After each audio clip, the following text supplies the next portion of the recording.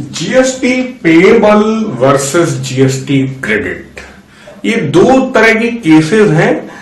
और मैं आपको बता दूं कि अभी तक हम लोग ने जितनी चीजें पढ़ी हैं वो जीएसटी पेएबल ही पढ़ी है, और एमएल अग्रवाल में सारे केसेस जीएसटी पेएबल के भी हैं। पर सेलिना ने एक और अच्छी चीज की है कि उन्होंने जीएसटी क्रेडिट का भी एग्जाम्पल लेकर दिखाया है। तो हम लोग दो क्वेश्चन करेंगे और GST payable versus GST credit वहां से आपको समझ में आ जाएगा। पर थोड़ी सी थ्योरी ये रहेगी, मान लीजिए कि हम लोग यही सिचुएशन रहती है मैन्युफैक्चरर, डीलर और कंज्यूमर। अब तो ये तो आप बहुत अच्छे से सीख गए हैं, मैन्युफैक्चरर, डीलर और कंज्यूमर। तो हमारे पास ज्यादातर एग्जांपल ऐसे रहते थे कि मान लीजिए कि 10,000 की यहाँ पे ट्रांजैक्शन हुआ, फिर यहाँ पे ये ट्रांजैक्शन 12,000 का हुआ। तो इस पर मान लीजिए जीएसटी जो है वो 12% पे काम कर रहा है, ठीक है। तो यहां पर जो इनपुट जीएसटी होता था वो होता था 12 डिवाइडेड बाई 100 इंटू 10,000, ठीक है। और उसी तरह यहां पे आउटपुट जीएसटी जो होता था वो होता था 12 डिवाइडेड बाई 100 इंटू 12,000। तो हमेशा आपने ऑब्जर्व किया कि इनपुट जीएसटी जो है वो लेस देन आउटपुट जीएसटी है। जब जब आपने जीएसटी पेएबल का केस पढ़ा, इस नाम से भले ना पढ़ा हो, आप हमेशा देख रहे हैं कि डीलर कुछ ना कुछ प्रॉफिट कमा रहा है। और रियल लाइफ में 90% केसेस में यही होता है। लेकिन कभी कभी ऐसा होता है कि सामान आपके पास पड़ा रहा, जैसे अभी लॉकडाउन हुआ, और सामान नहीं बिका। फिर जब मार्केट खुली तो ये बोला यार 10,000 रुपए में हमने खरीदा, यार 8,000 में निकल जाए, ठीक है। तो उस केस में आपका इनपुट तो फिर भी वही आएगा 12/100। मान लो जीएसटी पेएबल वही है, जीएसटी रेट 12% ही है, तो 10,000 यहां पे आ जाएगा। और आउटपुट आपका कम आएगा, है कि नहीं भाई। आउटपुट आएगा फिर 12 डिवाइडेड बाई 100 इंटू 8,000 आएगा। तो ये वाला केस कैसा बना, input GST is greater than output GST, या फिर output is less than input, चाहे जैसे आप बोले। तो ये होता है जीएसटी क्रेडिट का केस और ये होता है जीएसटी पेएबल का केस। ऐसे केस में हमारा जो डीलर का जीएसटी है, चलो कैलकुलेट कर ही लेते हैं यहां पर। ऐसे केस में जीएसटी पेड बाय डीलर क्या हो जाएगा, आउटपुट माइनस इनपुट, ठीक है। तो अब यार चलो आउटपुट इनपुट कैलकुलेट करके यही लिख देते हैं। इनपुट कितना है 1200 और आउटपुट कितना है 1440। तो 1440 माइनस 1200, तो ये कितना हो जाएगा 44 में से 20 गया 24 और 0 ₹240 जीएसटी पे करेगा डीलर। डीलर पे करेगा गवर्नमेंट को ₹240। फिर उसके बाद वो बातें आ जाएंगी कि इंटर स्टेट है कि इंट्रा स्टेट है, उसी हिसाब से बंदर बांट होगा गवर्नमेंट्स के बीच में, वो एक अलग कहानी होगी, वो सब हम लोग जानते हैं। लेकिन अब यहां पे क्या होगा कि डीलर कह रहा है यार हम तो ऑलरेडी नुकसान उठा रहे हैं, नुकसान पे जीएसटी थोड़ी ना देंगे। तो यहां पे क्या हो जाएगा, GST is not paid by the dealer, बल्कि जीएसटी के नाम पर डीलर को एक क्रेडिट मिल जाएगा। ये जीएसटी क्रेडिट क्या होगा कि गवर्नमेंट बोलेगी यार तुम्हारा हमारे पास जीएसटी पहले से जमा है, ठीक है।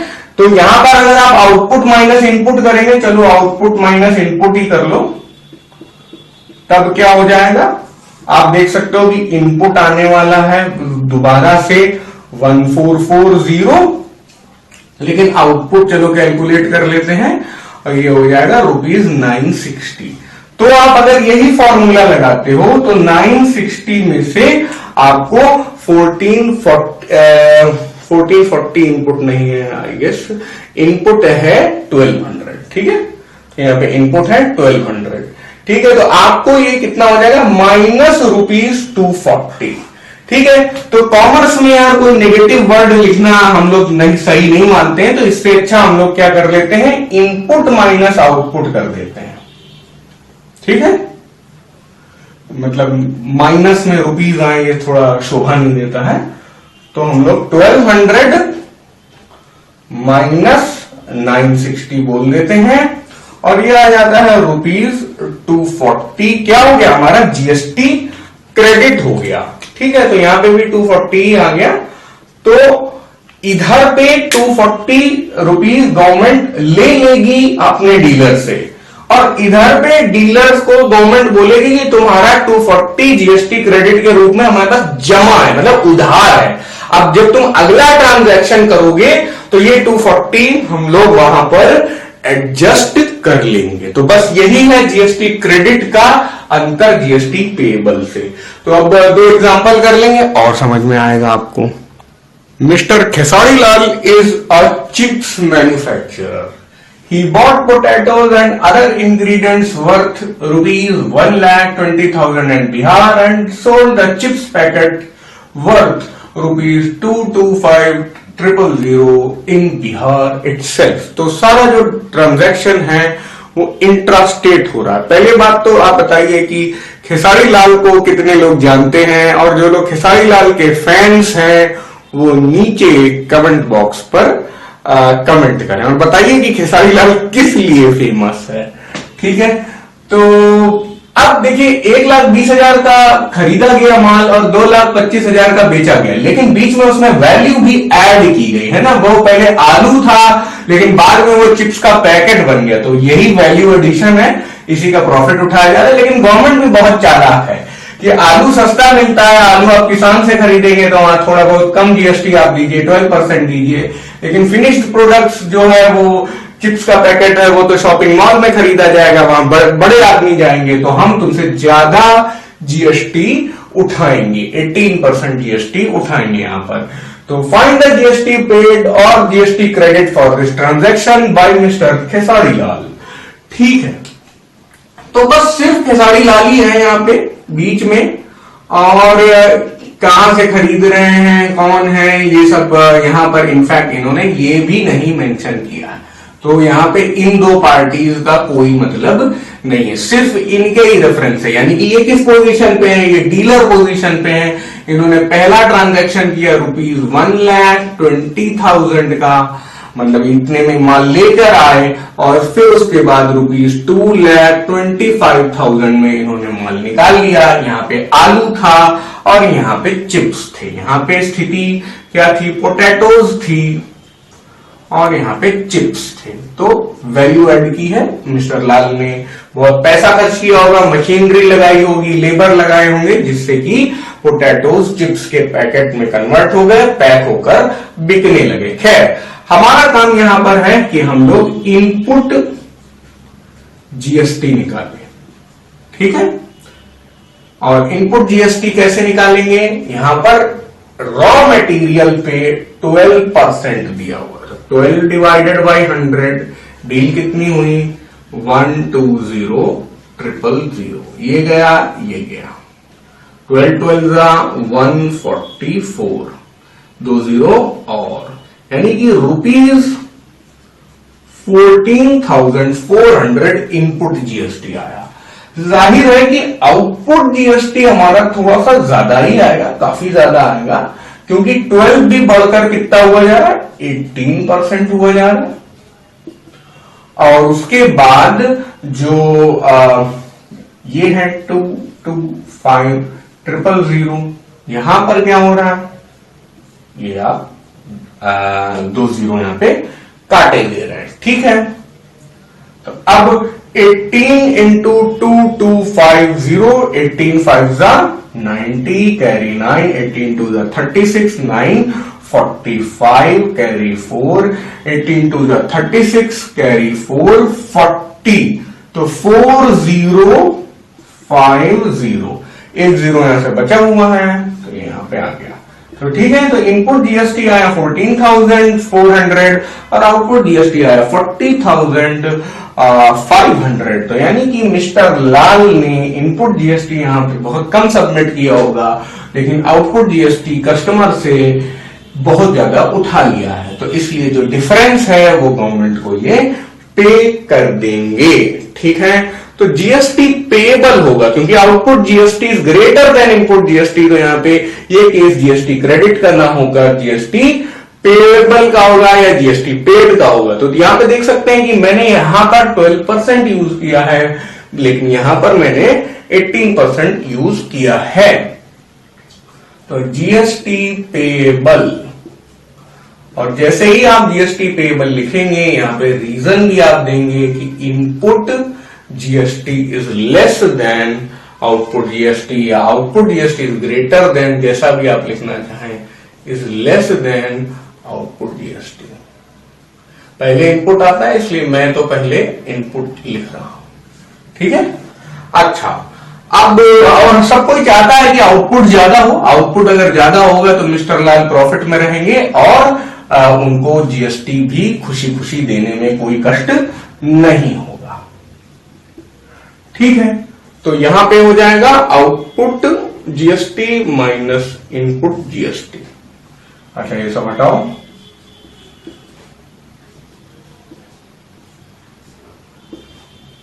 आउटपुट, ठीक है, input,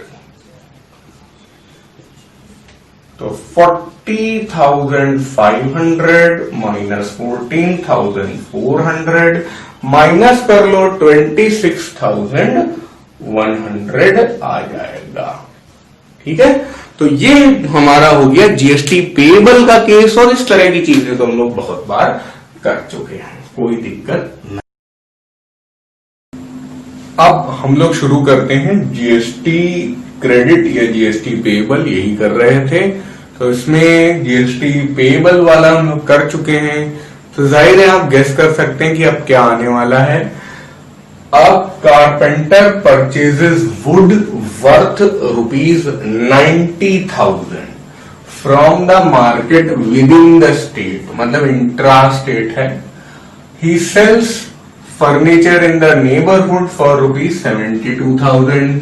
If the common rate of GST is at the rate of 18%, find the GST credit or GST payable. तो हमारा कारपेंटर बीच में बैठा है, फिर वही बात है कहां से खरीद रहा है, कहां पे बेच रहा है, इसकी ज्यादा जानकारी नहीं है, लेकिन हाँ लाया है 90,000 का और बेच कम में रहा है। बेच कितने में रहा है? ₹72,000 में बेच रहा है, यानी कि उसका लॉस हो रहा है। अब सब कुछ इंट्रा स्टेट ही है और इन्होंने सीजीएसटी एसजीएसटी अलग से पूछा नहीं है, तो हम भी चिंता नहीं करेंगे। इनपुट जीएसटी क्या हो जाएगा? 18% है, तो 18 डिवाइडेड बाई 100 इंटू 90,000। और उसी तरह आउटपुट जीएसटी क्या हो जाएगा? ये हो जाएगा 18 डिवाइडेड बाई 100 इंटू 72,000। तो अपने दो जीरो जो हैं वो कैंसल हो जाएंगे, आप देख सकते हैं दोनों ही जगह।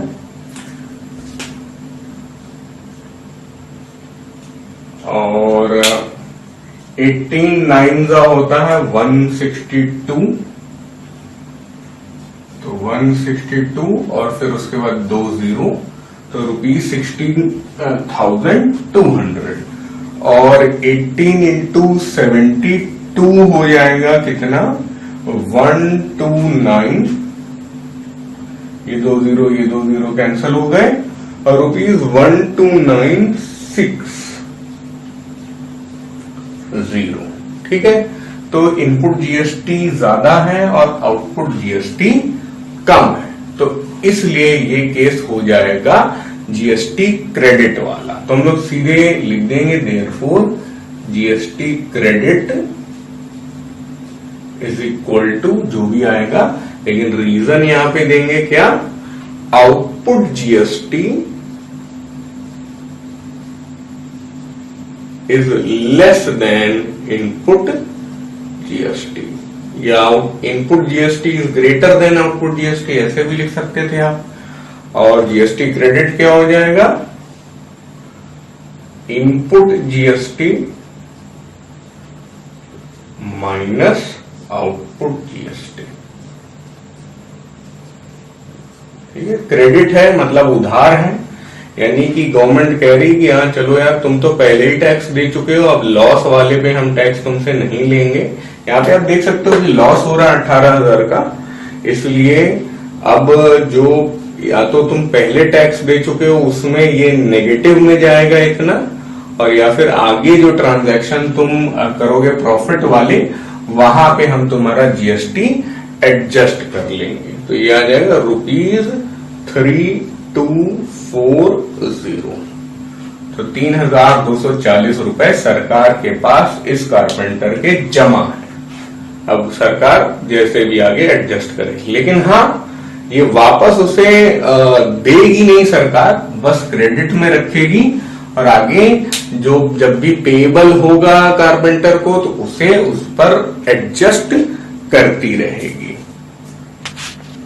ये क्वेश्चन बहुत इंपॉर्टेंट है आपके लिए, ताकि आप ये समझ पाए कि ये आईसीएससी 2020 में आया, 4 मार्क्स का आया था। और इंपॉर्टेंट इसलिए है बच्चों क्योंकि अब शायद आईसीएससी एग्जाम में ऐसा क्वेश्चन कभी नहीं आएगा। पूछिए क्यों? क्योंकि 2020 में पहली बार बोर्ड्स में जीएसटी जुड़ा हुआ था, और ये बहुत ही आसान क्वेश्चन है। अब तक जितने क्वेश्चन हम लोगों ने किए हैं उनमें से सबसे आसान है, बस थोड़ा कैलकुलेटिव है। बिल्कुल सिंपल प्रोसेस है, जीएसटी का कोई विशेष लॉजिक भी यहाँ पे नहीं लग रहा है। यहाँ पे जीएसटी की जगह सिर्फ टैक्स लिखा होता है, या सिर्फ वैट लिखा होता है, या ऑक्ट्रॉय लिखा होता है, कोई भी नाम लिखा होता है टैक्स वाले का, तब भी इसी प्रोसेस से हम लोग काम करते। तो ये सिर्फ कहने के लिए जीएसटी है। इस बार भी ऐसा क्वेश्चन आ जाए, हो सकता है क्योंकि कोरोना है, बट फिर भी चांसेस कम है। इस बार आएगा आपका ओनली इंट्रा स्टेट वाला केस या ओनली इंटर स्टेट वाला केस, जो मैं ऑलरेडी आपको करा चुका हूं।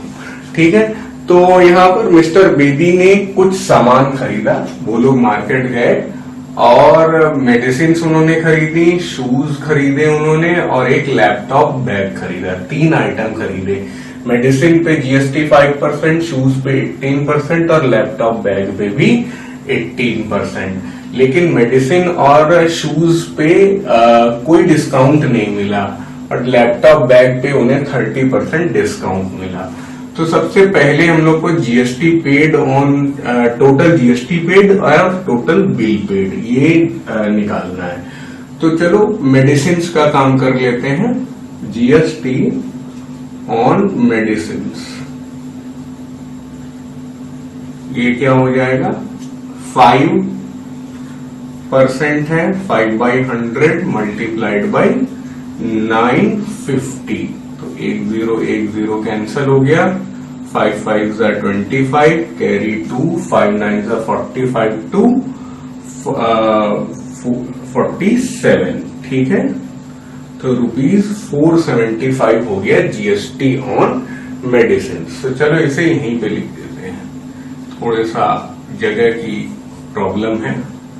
आपको वैसे वर्टिकली लिखना चाहिए। फिर आ जाता है जीएसटी ऑन शूज, तो ये भी हो जाएगा। इस बार 18 है, तो 18 डिवाइडेड बाई 100 इंटू 3000। ठीक है भाई, तो 18 3 54। ठीक है, और यहाँ पे आप देख सकते हैं कि 10 से अभी कैंसिल नहीं किया है, तो यहाँ पे डेसिमल भी आना है। डेसिमल आप यहाँ पे लगाएं, तो क्योंकि रुपीज की बात कर रहे हैं तो 0 लगाना ठीक रहता है। 18 3 54, तो ₹540। ठीक है, इधर हम लोग डायरेक्टली नहीं कैलकुलेट कर पाएंगे, क्योंकि हमें पहले तक डिस्काउंट वाला काम करना होगा। Price of laptop bag after discount. Discount के बाद क्या प्राइस था, तो वो देख सकते हैं हम लोग, क्या 30% डिस्काउंट है, तो होता ये है 1 माइनस 30 डिवाइडेड बाई 100 इंटू 1000। तो ये तो यार आपको समझ में आ ही रहा है ये क्यों किया गया है, क्योंकि हम लोग डिस्काउंट दे रहे हैं यार। 1000 पे 30% डिस्काउंट, तो अब 700 आने वाला है। ये आ जाएगा 70 डिवाइडेड बाई 100 इंटू 1000, तो ये आ जाएगा ₹700। लेकिन ये जीएसटी निकाला, ये जीएसटी निकाला, अभी हमें इस 700 पे जीएसटी निकालना है ना। तो अब जो 18% जीएसटी लगेगा अपने लैपटॉप बैग पे, वो 700 पे लगेगा। तो GST on laptop bag is equal to 18 divided by 100 into 700। तो 18 5 जा 90, 18 7 जा 126, ठीक है। तो ₹126 आपको लगेगा जीएसटी ऑन लैपटॉप बैग। तो एक ये जीएसटी आ गया, एक ये जीएसटी आ गया, एक ये जीएसटी आ गया। इन तीनों को हम लोग ऐड कर देंगे तो फर्स्ट पार्ट हमारा आ जाएगा। तो 0.50 यहां पे आ जाएगा, और 7 6 13, कैरी 1, 4 + 1 5 + 4 9 + 2 11, कैरी 1, 5 + 1 6 + 1 7 713.50 है ना, 713.50। तो पहला पार्ट तो हम लोगों ने कैलकुलेट कर दिया है। तो हमेशा की तरह हम लोग उसे रेड बक्सा पहना देंगे। उसके बाद आता है अपना दूसरा जरूरी पार्ट। भाई ये तो ज्यादा जरूरी, मिस्टर बेदी ने ओवरऑल पैसे दिए ही कितने, वो हम लोग कैलकुलेट करेंगे। तो लिखेंगे टोटल बिल अमाउंट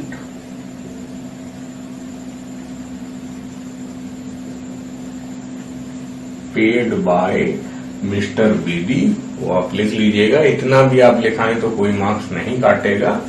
तो अब यहाँ पे 4 चीजें आएंगी, एक तो ये 3 और फिर चौथी ये, ठीक है। तो सेलिंग प्राइस करके मैं लिखूंगा selling price of medicine plus selling price of shoes plus selling price of laptop bag after discount plus GST, total GST paid.